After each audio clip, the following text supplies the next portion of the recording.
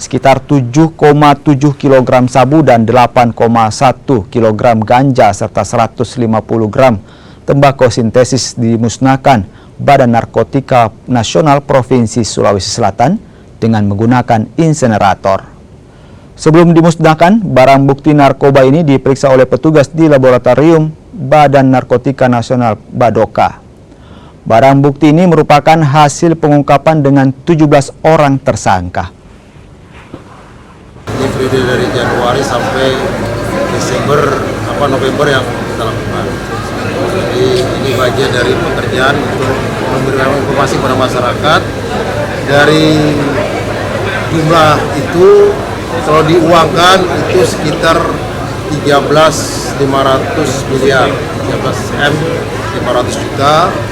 Kalau dia harga sabu 1 gram itu 1,6, harga harga ganja itu 100.000 per gram. Kalau dia pakai 4-5 orang itu bisa memberikan dampak kepada 48.000 orang di Sulawesi Selatan atau hampir 50.000 masyarakat kita yang terkena itu.